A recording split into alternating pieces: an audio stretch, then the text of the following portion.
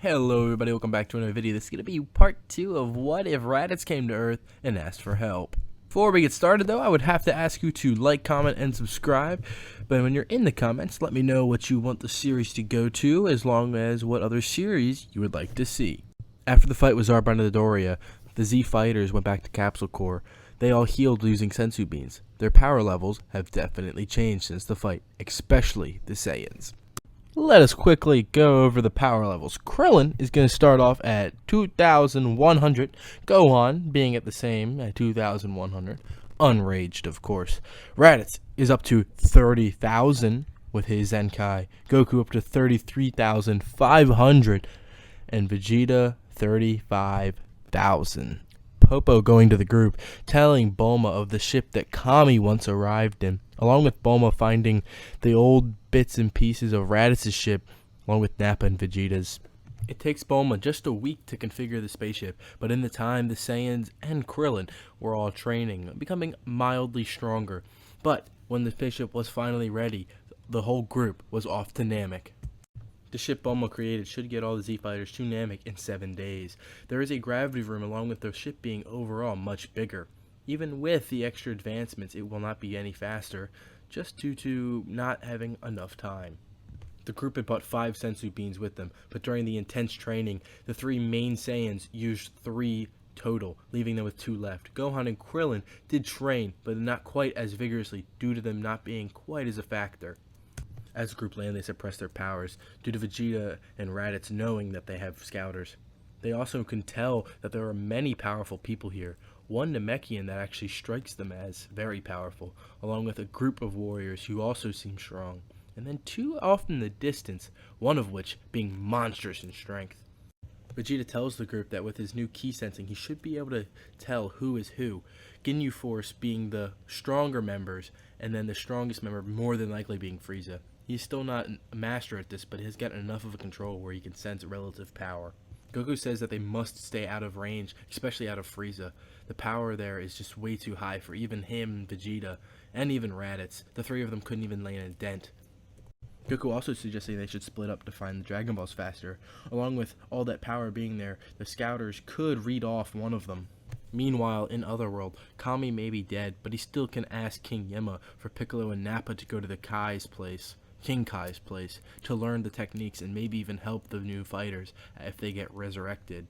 Nappa declines due to him being an older Saiyan, still battle hungry, but would rather find his own way to power, along with him not wanting to be revived. This is so he could have died a warrior. Quick interjection, I think Nappa would make this decision just because he is much older than everyone else, because everyone else is in their early 20s. Vegeta's like 30 at this point, but Nappa's also much older and has seen a lot more, along with the Saiyans more than likely being much more less battle prone. I feel like Nappa had a full life, and I don't think he'd want to be resurrected. King Yemma allows Piccolo to go to the Kai's world, allowing him to go to Snake Way and travel. This wouldn't take Piccolo more than a couple days. Goku also states to Vegeta to stay here and protect this area due to it being a great spot to hide the Dragon Balls once they are found. Goku also knowing that Vegeta does have evil energy, meaning the Namekians may not trust him. Goku says for Raditz to go with Gohan and Krillin just due to their power being much lower than his, and them probably wanting a extra bodyguard. Goku going to the nearest village asks the Namekians if they have a Dragon Ball. They reply yes, a little skeptical though, but they eventually sense his heart of pure gold. Goku also telling them as they give him the Dragon Ball that he is going to keep it safe, along with try to defeat the invaders of their planet. Goku going to where their meeting point was with Vegeta brings the Dragon Ball, also noticing that Krillin, Gohan, and Raditz are also on their way back. Krillin tells Goku that they were able to get the Dragon Ball due to him and Gohan being pure of heart. They were a little weary of Raditz, but they trusted Krillin and Gohan enough to give them the ball. The group looks at the Dragon radar, noticing that all the rest of the balls are in one spot, and then there's one last one that is much farther away and not with the group. Krillin and Gohan leave immediately, even though Goku tries to warn them that they can feel powers coming too, as well as there being a power near the ball. And just as they get out of eyesight, Vegeta sees the Ginyu Force. Their power is insane, but not unmanageable. They notice that the leader is not there, and Vegeta states that the leader is the only one who could really pose a true threat. Though Vegeta does note that Goldo, the weakest one, does have a cool ability to stop time. He blitzes him before he can even use the ability and kills him immediately. Goku screaming, "What are you doing, Vegeta? He didn't... Vegeta, why?" Kakarot, he is weak, and he has a power that could make him stronger than he truly is. His power level is probably like 10,000, but he can stop time when he holds his breath, so he's dangerous, so I took advantage of his weakness. Can we stop the talking now and get to fighting? As Raccoon blitzes Goku. Goku, feeling a little pain, but overall very unfazed, turns around and nails Raccoon, nailing him to the ground, barely even putting in any effort. Raccoon getting up saying, "Ugh, what was that? That must have been a fluke," as he gets up and charges a mouth beam. Goku then blitzes him, nailing him in the stomach, knocking him practically unconscious. He's on the ground moaning. As Goku states, "Wow, that training on the ship here really paid off, huh? Vegeta, did you see how strong I was? Didn't you say these guys were really tough?" "Yes, Kakarot. We are much stronger than even the Ginyu Force, who is famed for being powerful." "Yeah, well, Vegeta, we still gotta be able to take out Frieza, and he seems like a power even out of our league." Just as they were talking, though, Vegeta blasts Raccoon, killing him immediately. Goku screaming, "Vegeta, he was defenseless! I knocked him out! You didn't have to do that!" "Come on, Raditz, agree with me." Raditz, unsure of how to feel, doesn't agree, just only nods. He scoffs, unsure of how to really feel. "Kakarot, you haven't changed even since the last time we talked. He is powerful, and if he got the upper hand, he could kill us. He's a threat."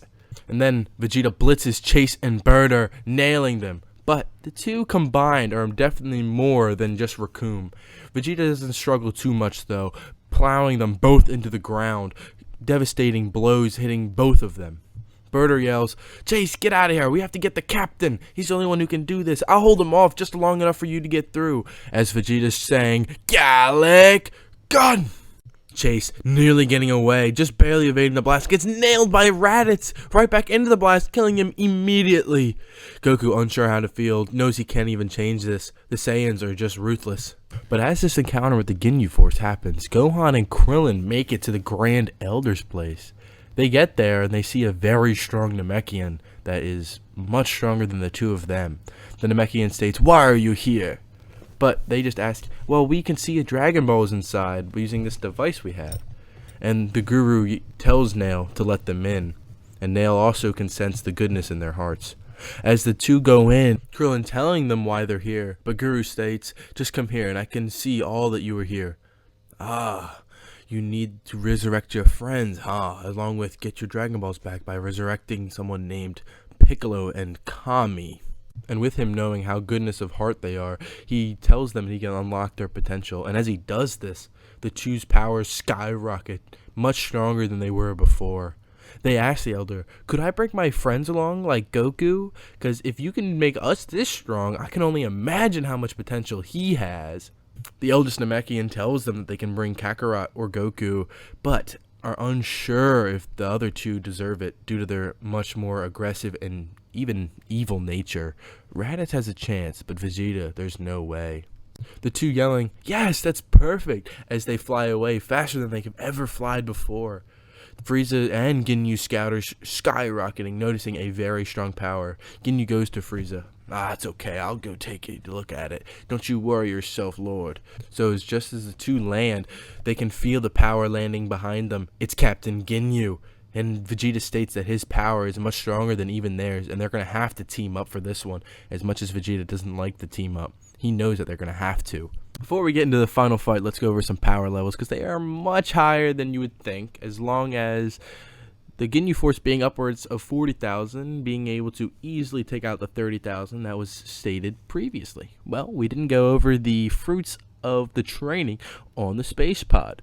So, Goku and Vegeta are both at 80,000, which is around canon level for Goku. A little under, but his base was 90,000, but he had Kaioken, so he overall is much weaker. Raditz is going to be around 70,000, and now with Gohan and Krillin's potential locked, Krillin is going to be around 23,000, while Gohan is around 30,000. So actually, I think they could put up a fight, but Gohan is unraged, and when he is raged, his power will boost significantly. As Ginyu lands, he knows the tricks of the fighters. He knows that they're not using their full power all the time, that they're suppressing it and barely releasing it just as the moment's right. And he would estimate that their power is upwards of 70,000. He states that his power is over 120,000 and that they won't even stand a chance. But Goku says, well, if you think we're around 70,000 and we have 3 of us, well, you're in for a treat, buddy, as they all charge him, making the fight very fast, and it's very difficult for Ginyu to keep up, but he is not out of it, just only slightly being pushed back. He starts attacking back, knocking Raditz to the ground immediately, knowing that he is the weakest and sensing that the power is much higher than even what he thought, at 80,000 rather than 70. He thinks to himself that this is a strong group, but there's no reason to switch bodies due to none of them being particularly strong by themselves, unlike in canon, where Goku was much stronger than even Captain Ginyu. Though Raditz hurts, he gets right back into it, getting nailed yet again. Ginyu is focusing Raditz immediately, still holding back Vegeta and Goku, but is easily outpowering all 3 of them. As this happens, Raditz sees that there's a ship nearby and that he can barely even walk. He sees the ship, thinking that there's a health pod in there. He goes to it, leaving Vegeta and Goku to fight alone, telling them that he'll be back even stronger. Goku and Vegeta, realizing the threat beyond Ginyu, know why that he didn't take a Senzu Bean instead. The two fighting, going beyond their limits, going beyond the 80,000 threshold, slowly starting to push Ginyu back. This is much stronger than he'd even thought. They didn't even know they could get this strong, but with their limits being pushed, Saiyans just climb and climb and climb. Ginyu, noticing that he is losing traction, flies away, speeding away as fast as he can, and he is definitely faster than the two, especially considering their power is not combined. Then he stops on a dime, kicking Goku, immediately knocking him down. Now he can target Vegeta. Goku is out for just a little bit, but this gives him enough time to weaken Vegeta and make him tired, giving him the advantage yet again. Though, just as he gets the advantage is taken away due to Raditz appearing. Enough time has passed where he has been able to heal by the new technology of the Ginyu ship. The 3 do a combining hit, nailing Ginyu to the ground, all charging up their final blast. Kamek Gallic! Big Bang! Ha! Gun! Attack! This ends the captain's life. Well, sort of. Just before the attack hit, he had yelled, "Change now!" But nothing really will come of this, due to him changing into a frog, unable to get one of the 3 warriors. He is now helpless, but nobody knows that he is a frog, so he will be able to live, for now at least.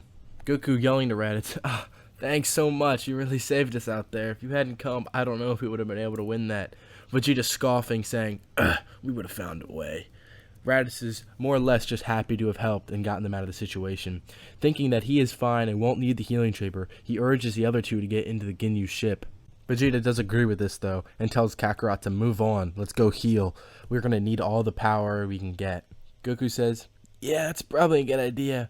Hey, boys, can you guys protect the Dragon Balls while we're in here? It shouldn't take too long, at least it didn't take for Raditz."